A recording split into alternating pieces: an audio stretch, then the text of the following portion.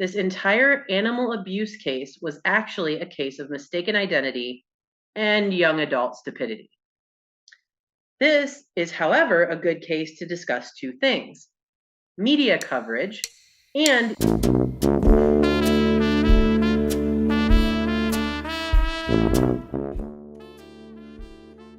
Welcome back, True Collared Crime fans. I'm your host, Dr. Lisa Fox.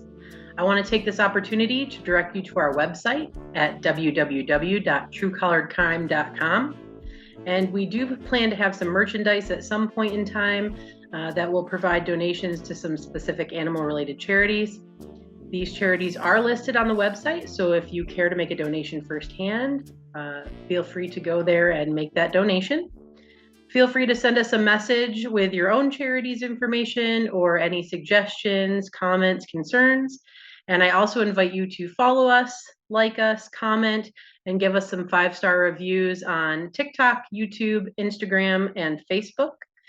And I do this podcast to give a voice to animals and bring awareness to the issue of animal abuse. This podcast contains graphic and traumatic descriptions of real-life animal abuse cases. Listener discretion is advised. So we are now on episode 4. I hope you enjoyed our previous episodes and our Christmas special case. This episode 4 is entitled Mistaken Identity. On the early morning of September 10th, 2015, just as the sun was beginning to rise, students began arriving at their Northern Ohio high school, only to be greeted by a grisly scene. At 6:42 a.m., a call was placed by a high school custodian to the local police department. When arriving in the parking lot that morning, the custodian, along with some early arrival students, stumbled upon a murder scene that looked to be set up purposefully for students to see on their arrival. When the officer on duty arrived, he saw 3 deer carcasses arranged on the sidewalk leading up to the school building. The 3 deer, 1 doe, a female deer, and her 2 fawns, babies, were lying on the concrete. It appeared as if the doe's neck had been slit and her ear was cut off. On first glance, the fawns had injuries that made it look as though they were beaten to death. According to the local news sources that immediately jumped on the case, the deer had been mutilated. They stated that 1 deer had its throat sliced and 1 had its ear cut off, and they reported about the blunt force trauma as well. Multiple articles stated that this was an intentional mutilation case and the deer were purposefully arranged to scare the students. Some even speculated that the fawns were beaten to death by hand. The animal warden was contacted and the crime scene was investigated and cleared up by 7 a.m. The deer were placed in a triangle formation, and it appears that the fawns were only about 3 months of age. There were no gunshot wounds in any of the deer. The doe, according to the news article, had a broken lower left leg, and the same deer had its throat slit and its ear cut off. The officer was cited stating that the fawns were beat to death, in my opinion. There were no other physical wounds or marks. The one was bleeding bad out of its ears. A service director from the city stated, "I seriously hope they catch these people. This is sickening. It worries me that someone with the capability to do this running around here. I'm no psychologist, but you have to be deranged to beat baby deer." The chief of police stated, "We believe that there are no intended targets of this act, but that it is a sick prank." Luckily, our animal control officer was able to remove the deer before the majority of kids came to the school, and we are watching social media for any leads. Even though these are wild animals, it is still cruelty to animals, and that is a crime. Within a few days, varying versions of the story had spread throughout the news, each speculating about the type of people who would do such a thing. On September 22nd, a few news sources had stated that 3 teens had turned themselves in, but because of the nature of the news reporting, that was the last information publicized. If you have been following the news, It was as if it had been reported in the media that you would suspect that 3 psychotic teens beat these deer to death as a prank and were only charged with trespassing as a slap on the wrist. But more in-depth research and actual police reports prove otherwise. A few hours after the scene was cleared, a few students approached the school's research officer and told him of some social media posts from the previous night. These posts involved 3 deer carcasses in the bed of a pickup truck. Comments such as, "This is a night to remember," and "Ha ha, hell yeah," accompanied the photos. Using this information and surveillance footage from the parking lot, showing a pickup truck and a car entering the lot in question around 2:45 a.m., led police to 3 suspects.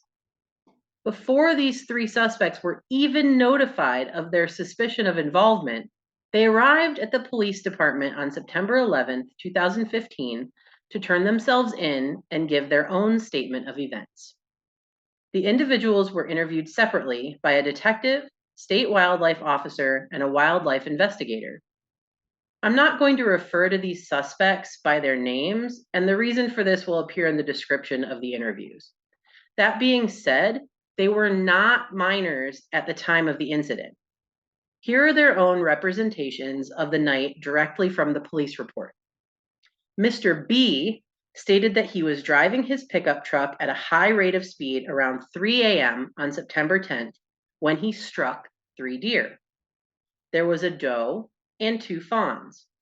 When he stopped, he noticed that the 2 fawns appeared to be dead, but the doe was still alive. She was badly injured and appeared to have a broken back. This is where the story varies slightly from the others. He stated that he and Mr. S, who was also at the scene of the accident, loaded the deer into the pickup truck and drove to the high school. There, they unloaded the deer, and as the doe was still alive, he slit her neck to put her out of her suffering.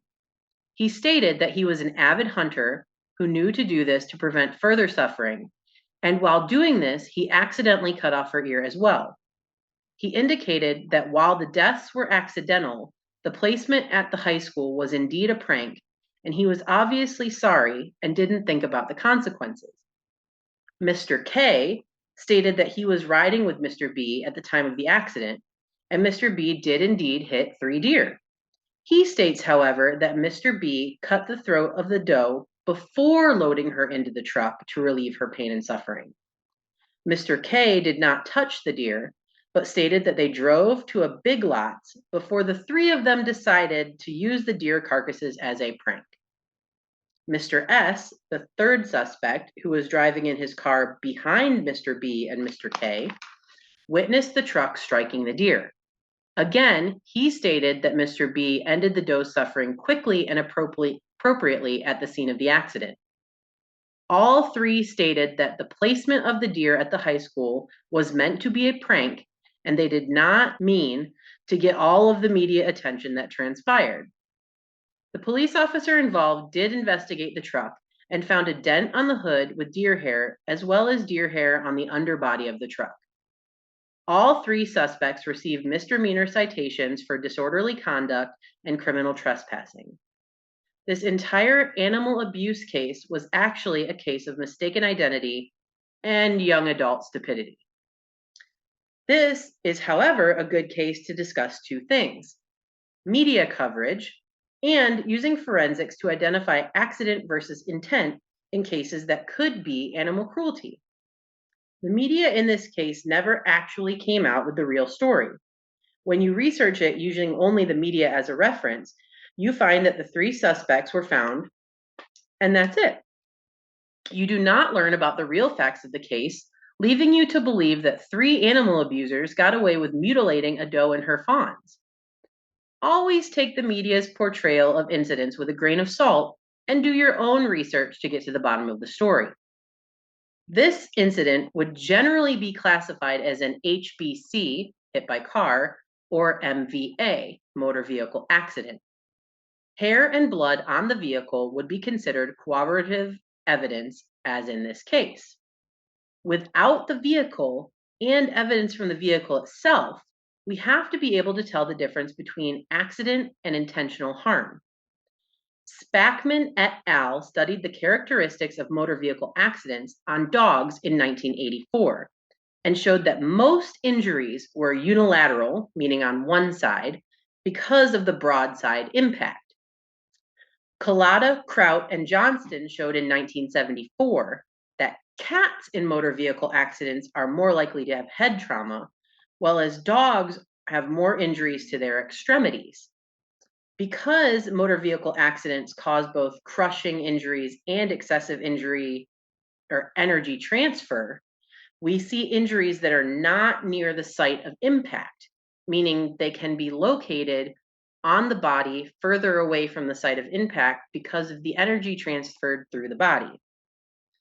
We can see injuries on these animals that are more likely to the extremities.